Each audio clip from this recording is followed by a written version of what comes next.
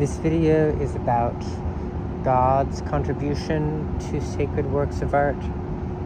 Sacred art is always kind of a collaboration between the human or a group of humans and God, and each has to do their part. And nothing truly sacred takes place without God choosing for it to happen, and that's what grace is. A human can play their part, but God chooses not to join in. And I made a video already about icons, theurgy, and relics, and that's the same topic from the human angle. So humans can arrange like matter or arrange culture in such a way that God can appear, or a sacred miracle can be kind of remembered or relived,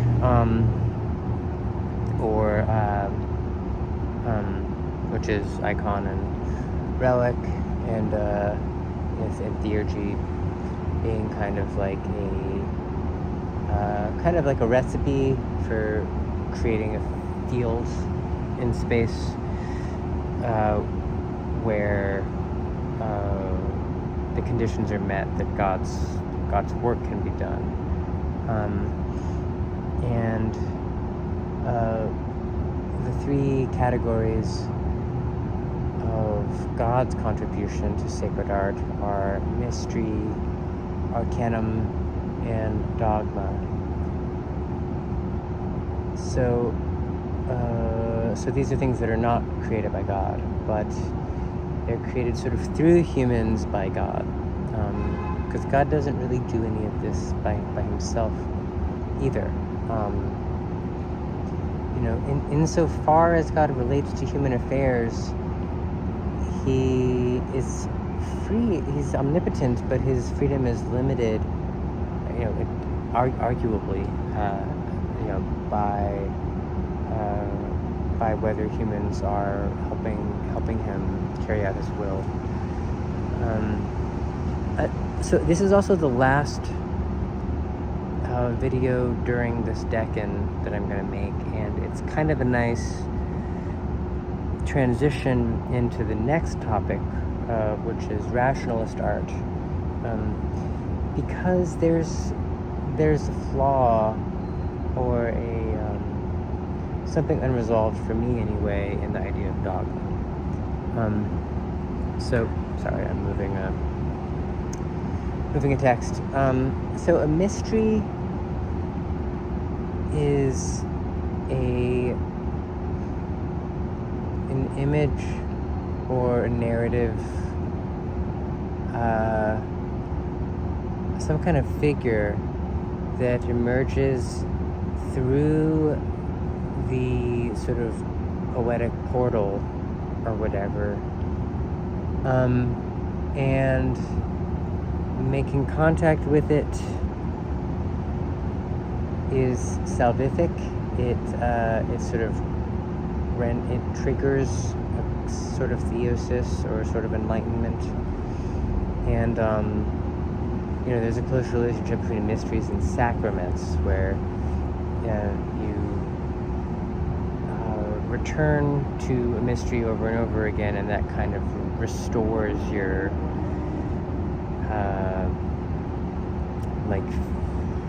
fuel, like the tank, of like divine fuel. So the sacrament of communion is a big example of that. It's a weekly one, and like an example of a mystery is how it is that the bread of the sacrament is actually Christ's body. It's a paradox, and it also is not particularly wise. Like mysteries, like you can't find them in self-help books. Also, there's a lot of religious content that you can kind of take the religious part out, and it's still sort of useful for living life.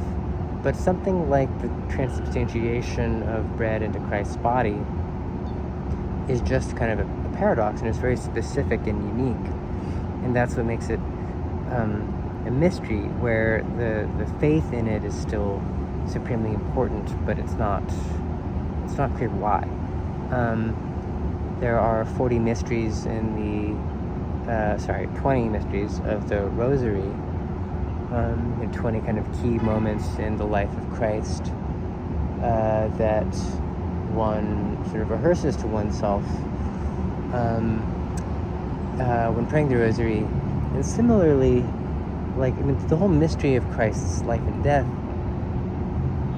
is of this nature. Like, there's, it calls for faith, but it's very unique and individual and strange. And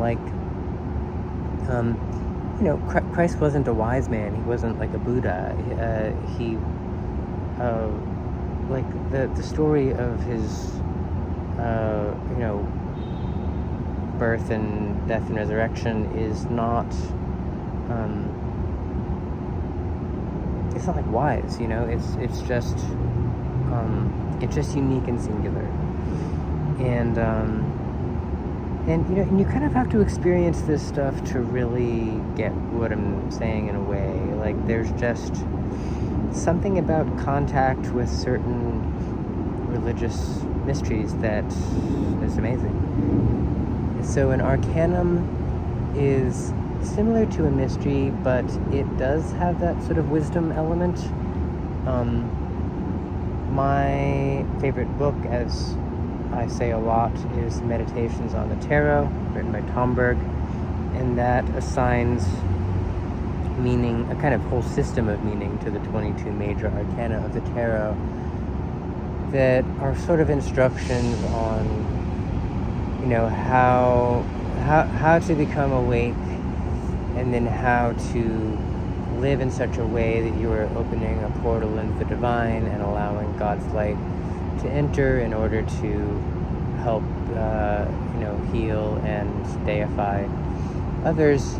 And an arcanum is still mysterious and still poetic, and it's still the type of thought that is not meant to be understood so intellectually, though there's an intellectual aspect for sure, but it's, the idea is that it's like an enzyme or like a chemical reaction somehow, and by encountering it, something changes in you that changes how you act and how you feel.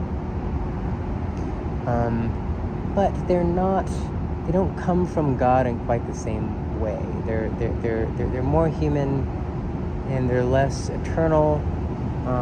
Maybe they're kind of more created for and by a specific age. So that's an arcanum. And then there's a question of dogma, and this is kind of where the religious horizon of art breaks down, because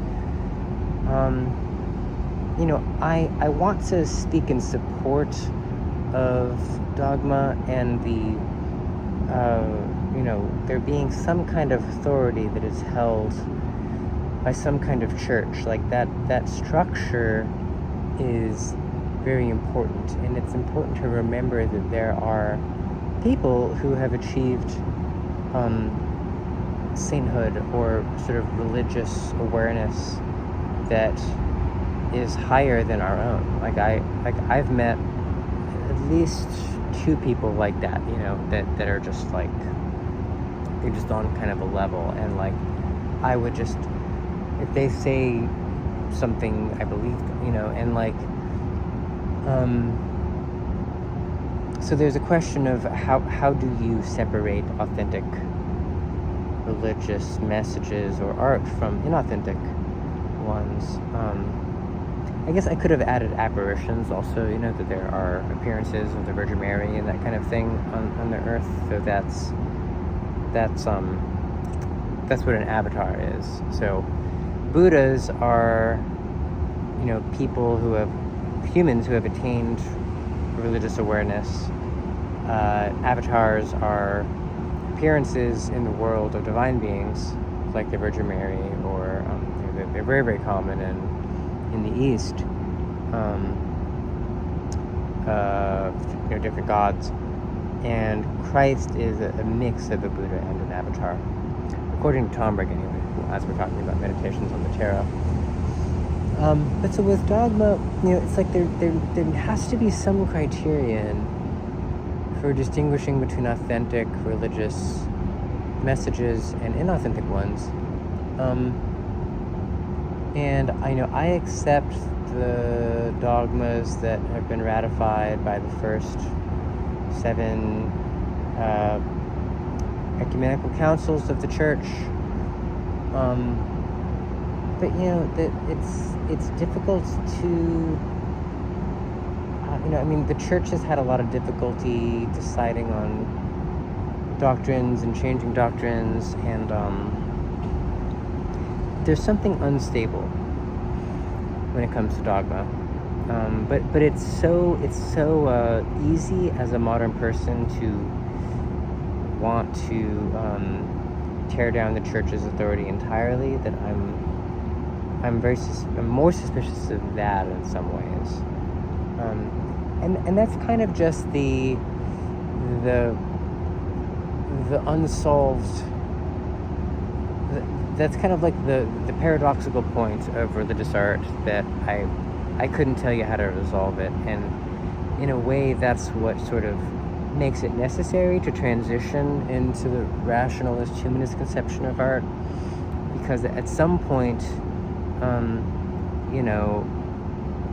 there's a worthwhile imperative to toss aside authority that merely comes from religion and assert free thought, free rationalist thought, or the beauty of the human body, or just beauty in itself. And so that, like, the tendency will usually then be to reject religion altogether, and that's going too far. That's like it's throwing the baby out with the bathwater. But the question of dogma, I think, is the